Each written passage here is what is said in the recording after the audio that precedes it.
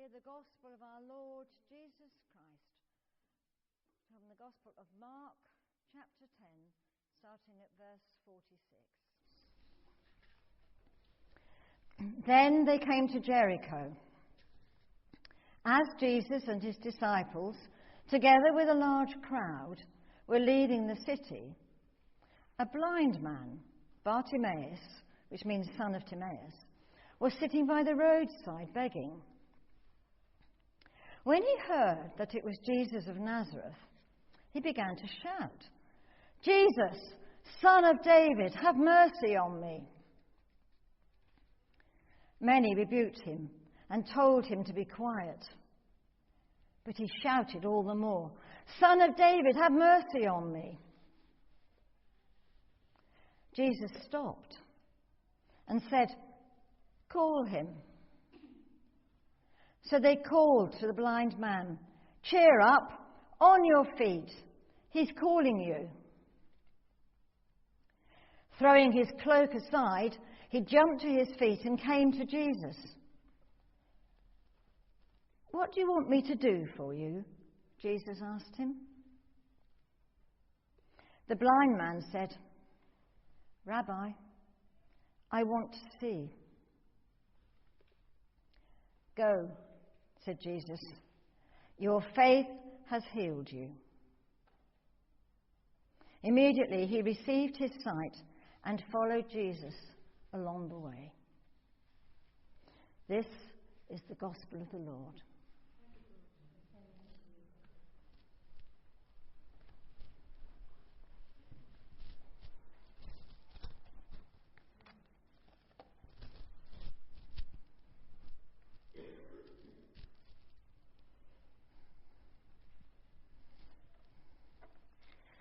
I think, if you don't mind, I'll move myself up through here just because I can't see too well.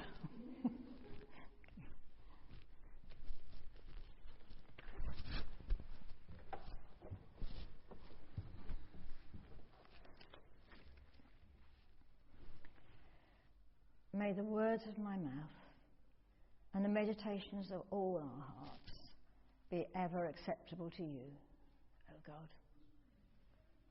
Amen. Do please sit down.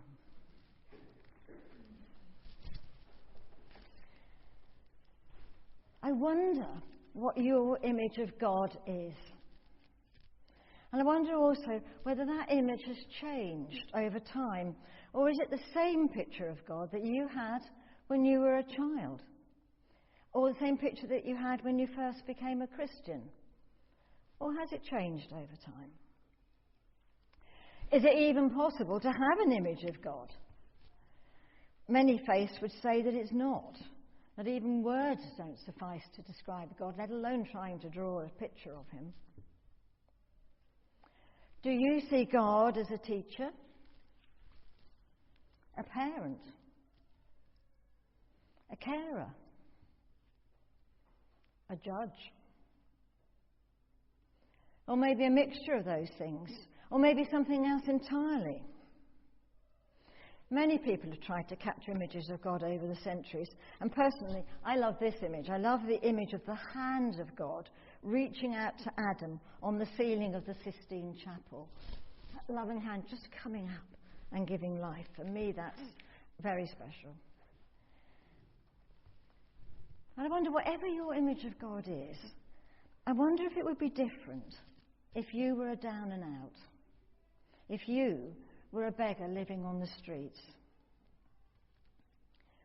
Bartimaeus was a down and out, a beggar living on the streets of the edge of the town called Jericho.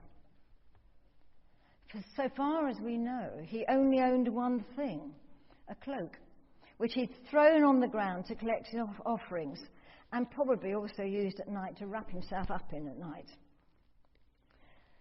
He didn't even have his own name that we know of. Bartimaeus just means Bartimaeus, son of Timaeus. It's his dad's name that we know, not his. But definitely he was one of life's people on the edges, struggling for survival. We know that he was blind, and that's probably the reason that he was begging. And Bartimaeus, son of Timaeus, was making a nuisance of himself. So much so that the crowd following Jesus, who was the star of the show, were getting very annoyed with him, constantly calling out. And sternly the crowd were telling him to shut up and keep quiet. So what was the crowd's image of God that day, I wonder? Was it a God too busy or too important to care for a beggar? And if it was an image of God shared by many. And possibly one that we share too. Do we sometimes feel too small, too unimportant to be loved by God? I know there have been times when I've felt that way. But Bartimaeus knew better. He might have been physically blind, but his faith had sight. And with faith, he sees God. God who loves, God who heals, God who is supreme. In Jesus, he recognizes that Jesus is the Messiah. And he even names him, doesn't he? Son of David, have mercy on me. Son of David, a name for the Messiah. Bartimaeus, who cannot see in life, sees God. And so he keeps calling out. And Jesus hears him. And suddenly Bartimaeus is no longer alone, because the community now gather around him and take him to Jesus. Come on, get up. They say, go and come and see him. He's calling you. Yet another instance when we see that faith is supported and strengthened by the community around it. We need each other. And Jesus asks Bartimaeus what he wants. Bartimaeus knows exactly what he wants. He wants to be able to see. And Jesus heals him. And his eyes are opened, both physically and spiritually. Not only can he see the world around him, and my, how wonderful that must have been. We were talking about that earlier on, weren't we, when the cataracts removed and you see for the first time the beauty of the world around you. What must it have been like for Bartimaeus, having been blind for so long? Imagine seeing a tree or a flower for the first time, the colours and the bustle of the people around him. But not only can he see in life, which must have been overwhelming enough, but he sees spiritually. And he takes his one possession, that cloak, and he throws it, and he follows Jesus, and takes on the role of becoming one of Jesus' disciples. He didn't have to have all the answers in that moment. He didn't have to be able to write a dissertation on faith and what that means. All he had was literally his own blind faith. Faith that Jesus was God. And that's all he needed. The key to salvation, we learn, is faith. And faith is open for us all. Is our image of God strong enough to see God's love for all? Is our image of God a God who shows love for everyone? Love for the king and the beggar, and even for you and for me. Like the rich man who turned away because he could not give up his lifestyle, is our image of God clouded by the pressures and the things of life, the mores of our society, making us spiritually blind to God? I wonder what it is that if Jesus asked that question to us, what is it I want of you? Or what do you want of me, rather? What is it that you want Jesus to do for you? A question to take home and then ask him. They're big questions, aren't they? And the same questions were being asked some 30-odd years after Jesus died, when the letter to the Hebrews was being written. The letter to the Hebrews is quite long and complicated. And it was written to a church which found itself in very much the same circumstances as we do find our church today. The writer to the Hebrews was writing to a rather despondent, somewhat unhappy church. And as the writer Thomas Long noted, it was a church that was weary. They were tired. The Hebrew church was tired of serving the world, tired of Christian education, tired of being seen as peculiar and whispered about, being seen as odd, tired of the spiritual struggle, tired of trying to keep their prayer life going. They were an exhausted church. Their numbers were small and they were losing their confidence. Tired of walking the walk, many of them were considering leaving and taking their own walk, leaving the community and falling away from the faith. Does any of that sound familiar?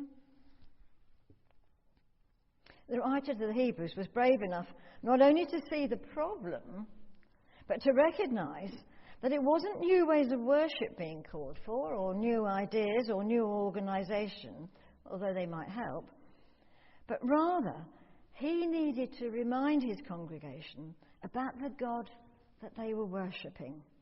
He needed to talk to them again about the nature and the meaning of Jesus. That same Jesus that Bartimaeus, some 30 or 40 years earlier, had met on the road coming out of Jericho. Bartimaeus, uncluttered by possessions, had nothing but his faith that Jesus was from God, that Jesus was the Messiah, that Jesus was God who reigns supreme over all the world. And that is enough.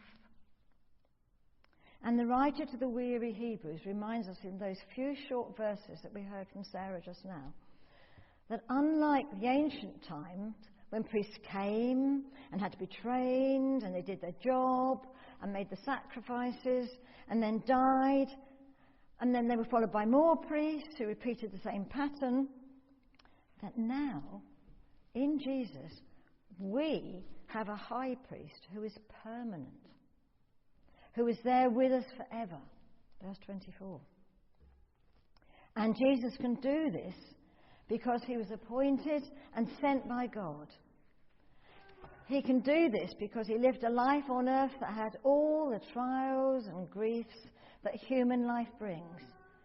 Yet he remained holy, blameless, undefiled, separated from sinners and exalted above the heavens. Meaning, he has no need to keep offering sacrifices for his own sins and then for the people. He's already done that. He did it once and forever when he offered himself on the cross. Hebrews reminds us that God is above all supreme, transcendent, permanent, and unchanging. Is that your image of God? Supreme, transcendent, permanent, unchanging. I doubt that Bartimaeus in his moment of seeing knew all those things, but he was well on his way. And he leaves and joins Jesus. And I pray that we too are strengthened in our faith and knowledge of God, and that our spiritual eyes are open to see God. God who is above all, permanent. He's not going to leave us. Unchanging, supreme. God who longs for us to be with him. Amen.